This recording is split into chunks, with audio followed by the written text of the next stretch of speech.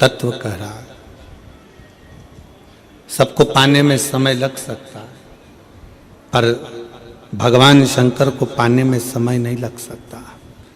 शिव को तो एक लोटा जल चढ़ाओ और शंकर तुम्हारे सम्मुख में आकर सामने नहा आए ना आए, पर तुम्हारे कार्य को जरूर पूर्ण कर कर चले जाता है। शिव आपकी उलझनों को सुलझा कर चले जाता है, सुलझा कर। शिव को पाना सरल है, भगवान शंकर की भक्ति करना सरल है। शिव उपासना में शीघ्र मिलता है।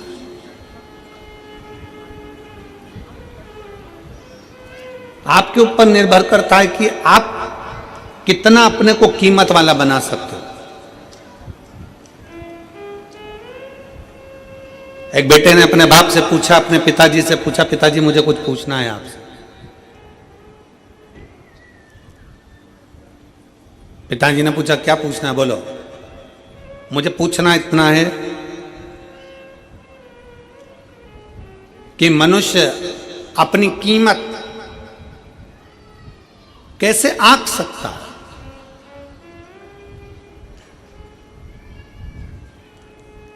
और कीमत किसकी है? पिताजी ने एक लोहे की राड, एक लोहे का टुकड़ा, पिताजी ने एक लोहे का सरिया, जो कालम बिम में एक सरिया डलता है लोहे का, वो पिताजी ने उसको दे दिया, ले बाजार में पूछ किया इसकी कीमत क्या। लोहे के सरिये को देकर भेजा तो लोहे का सरिया किसी ने कहा 100 रुपए हम दे देंगे इसके, लाओ। लोहे का टुकड़ा, लोहे का सरिया, 100 रुपए इसकी कीमत है, लो हम दे देते। पिताजी ने कहा था इसको बेचकर मत आना, वापिस लिया, चल। पिताजी बोले अब ये लोहे का सरिया 100 रुपए में बिक रहा था, अब इस लोहे के सरिये के टुकड़े टुकड़े कर छोटे छोटे और इसका कीला बना, इसकी छोटी छोटी कील बना।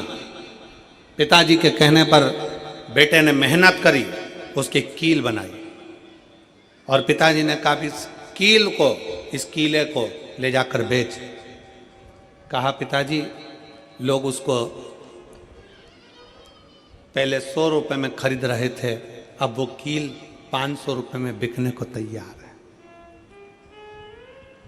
पिताजी ने कहा बेचकर मत आना, वापिस लिया। अब पिताजी ने कहा फिर मेहनत कर और इसके स्प्रिंग बना, वापिस मेहनत कर और इसके स्प्रिंग बना।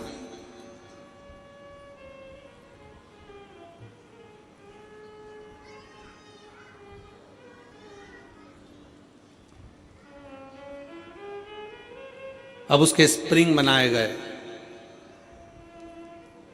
और उस स्प्रिंग को बाजार में ले जाकर पूछा कितने का है। कहा ये 1000 रुपये कीमत का हम ले सकते हैं। पिताजी ने कहा एक लोहे का टुकड़ा कील बन गया, स्प्रिंग बन गया तो कीमत वाला हो गया।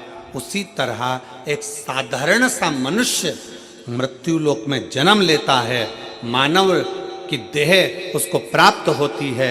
एक मनुष्य जन्म लेता है, जन्म लेने के बाद उस अपने शरीर का वो किस तरह से प्रयोग कर रहा है, कितनी मेहनत कर रहा है, कितनी लगनता से काम कर रहा है, कितने परिश्रम से काम कर रहा है, वो अपनी कीमत स्वयं बना सकता है। और जब वो कीमत वाला बनता चले जाता है तब समझना कि उसकी जिंदगी में कुछ उसने अपना अच्छा करा है,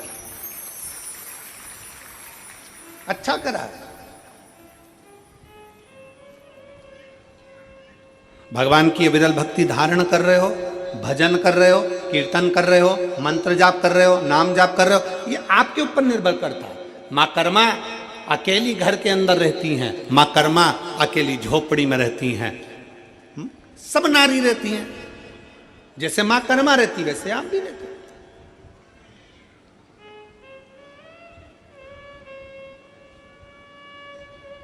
संत रविदास जी चमड़े का जूता बनाते हैं, चर्मकार हैं, चमड़े का जूता बना।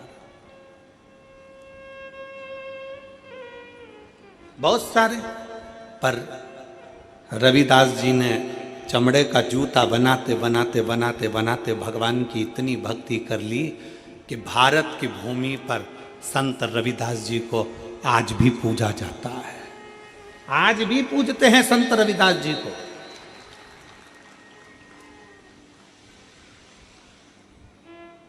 भारत की भूमि पर यह नहीं देखा गया आप कौन जाति के हो। भारत की भूमि पर यह नहीं देखा गया कि आप ब्राह्मण हो कि क्षत्रिय हो कि वैश्य हो कि शूद्र हो।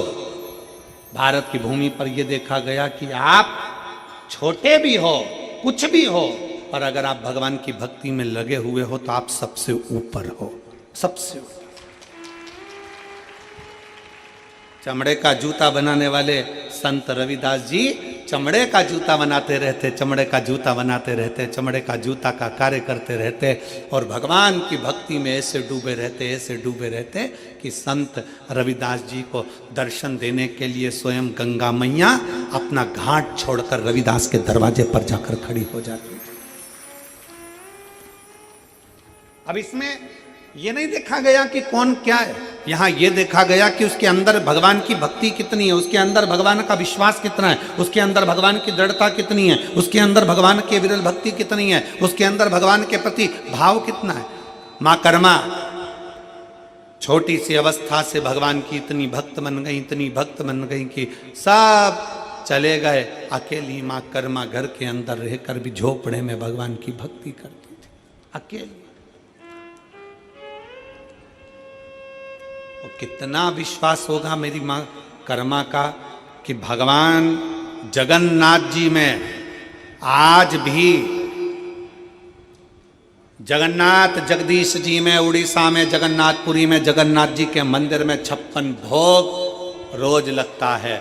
ढेरों तरह का भोग बनता है, ढेरों तरह का भोग लगता है, पर वो भोग सब बाद में लगता है। सबसे पहला भोग मां कर्मा के खिचड़े का लगता है। आज भी क्या ऐसा खिचड़ी, क्या ऐसा खिचड़ी, क्या खिचड़ा, उसका विश्वास, मां कर्मा की भक्ति, भरोसा।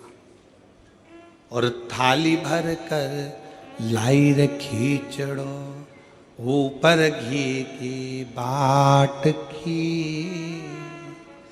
और जीमो म्हारा श्याम धनी जीमावे बैठी।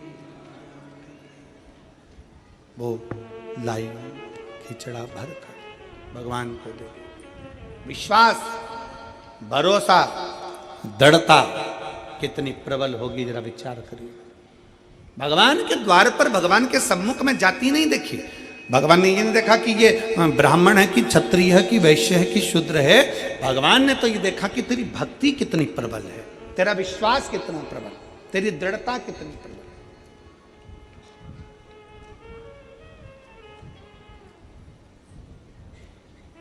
और यदि भक्ति प्रबल हो, विश्वास प्रबल हो, दृढ़ता प्रबल हो, तो परमात्मा क्यों ना बोले।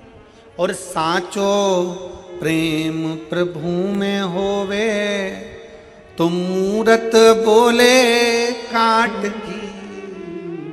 अगर सच्ची भक्ति है, सच्चा विश्वास है, सच्ची दृढ़ता है, तो सामने जो पाषाण की मूर्ति है, लकड़ की मूर्ति है, पत्थर की मूर्ति है, प्लास्टिक की मूर्ति है, कांच की मूर्ति है, चीनी की मूर्ति है, पाषाण की मूर्ति है, रेत की मूर्ति है, वो भी बोल जाती है कि परमात्मा